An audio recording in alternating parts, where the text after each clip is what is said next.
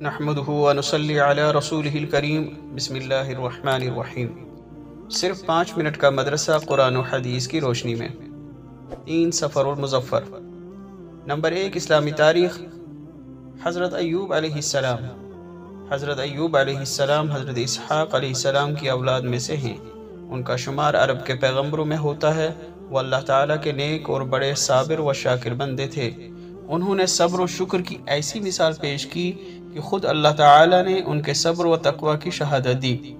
وہ ایک کامیاب تاجر اور معاملات میں حد درجہ امانت دار ہونے کے ساتھ تقوی و پرہیزگاری میں بھی بے مثال تھے۔ وہ غریبوں کو کھانا کھلاتے، بیواؤں، مسکینوں اور تنگ دستوں کی خوب مدد کرتے تھے۔ اللہ تعالیٰ نے انہیں بہت مال و دولت اور اولاد سے نوازا تھا، پھر سخت آزمائش اور امتحان میں مبتلا کیا اور عطا کردہ مال و دولت اور اولاد سب کچھ واپس لے لیا، اور خود وہ 18 سال تک بیماری میں مبتلا رہے، مگر اس سخت آزمائش میں بھی اپنی زبان سے کبھی شکوہ شکایت نہیں کیا اور ہمیشہ صبر و شکر ہی کرتے رہے اور اللہ تعالیٰ سے دعائیں مانگتے رہے۔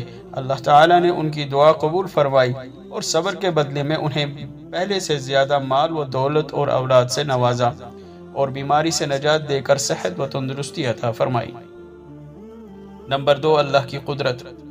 آنکھ کی بناوٹ۔ اللہ تعالیٰ نے انسان کی آنکھیں بنائی جن کی پتلیوں میں لاکھوں بلب روشنی کے لیے لگا دیے۔ ان میں کچھ بلب ایسے ہیں جن سے رنگ کا پتہ چلتا ہے، کچھ ایسے ہیں جن سے دوری کا پتہ چلتا ہے، اور کچھ ایسے ہیں جن سے سائز کا پتہ چلتا ہے۔ اگر ان میں سے ایک بھی بلب بجھ جائے تو کالے گورے، دوری، نزدیکی اور موٹے پتلے ہونے کا علم ختم ہو جائے اور تمام چیزیں ایک جیسی نظر آنے لگیں۔ آنکھ کے اندر اتنے سارے بلب کا روشن ہونا اللہ تعالیٰ کی بہت بڑی قدرت ہے۔ نمبر 3، ایک فرض کے بارے میں۔ جمعہ کی نماز ادا کرنا۔ رسول اللہ صلی اللہ علیہ وسلم نے فرمایا، جمعہ کی نماز جماعت کے ساتھ ادا کرنا ہر مسلمان پر لازم ہے، مگر 4 لوگوں پر لازم نہیں ہے۔ وہ غلام جو کسی کی ملکیت میں ہو، نمبر 2 عورت، نمبر 3 نابالغ بچہ، نمبر 4 بیمار۔ فائدہ: جہاں جمعہ کے شرائط پائے جاتے ہوں وہاں جمعہ کی نماز ادا کرنا ہر صحیح و تندرست و بالغ مسلمان مرد پر فرض ہے۔ نمبر 4، ایک سنت کے بارے میں۔ دروازے پر سلام کرنا۔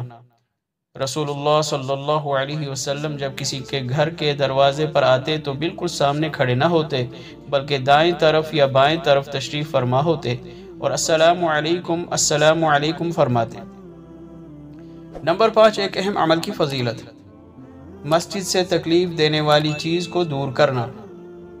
رسول اللہ صلی اللہ علیہ وسلم نے فرمایا، جس نے مسجد سے ایسی چیز باہر کر دی جس سے تکلیف ہوتی تھی، جیسے کوڑا کرکٹ، کانٹا، کنکر، پتھر وغیرہ، تو اللہ تعالیٰ اس کے لیے جنت میں ایک گھر بنا دے گا۔ نمبر 6، ایک گناہ کے بارے میں۔ قبلے کی طرف تھوکنا۔ رسول اللہ صلی اللہ علیہ وسلم نے فرمایا، جس نے قبلہ رخ، بلغم اور تھوک پھینکا، وہ قیامت کے دن اس حالت میں آئے گا کہ وہ بلغم اس کے دونوں آنکھوں کے درمیان چپکا ہوا ہوگا۔ نمبر 7، دنیا کے بارے میں۔ دنیا آخرت کی کامیابی کا ذریعہ ہے۔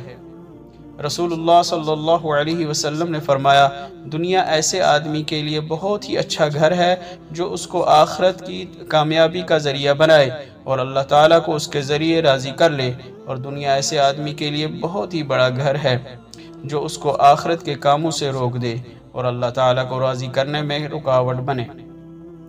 نمبر 8، آخرت کے بارے میں۔ انصاف کا ترازو۔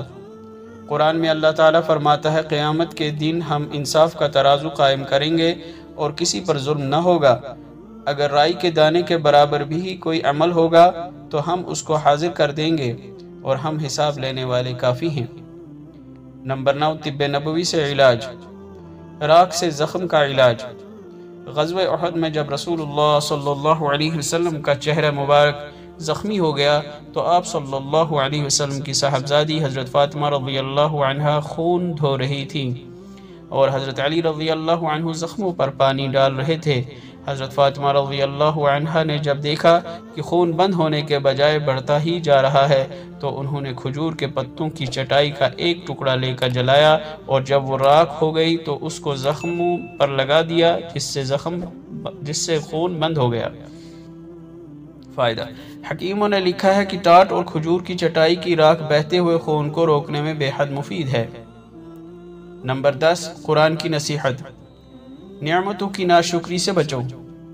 قرآن میں اللہ تعالیٰ فرماتا ہے، اس وقت کو یاد کرو جب تمہارے رب نے تم کو خبردار کر دیا تھا کہ اگر تم شکر کرو گے تو تم کو اپنی نعمتوں اور زیادہ دوں گا، تم کو اپنی نعمتیں اور زیادہ دوں گا، اور اگر تم ناشکری کرو گے تو یقین جانو میرا عذاب بڑا سخت ہے۔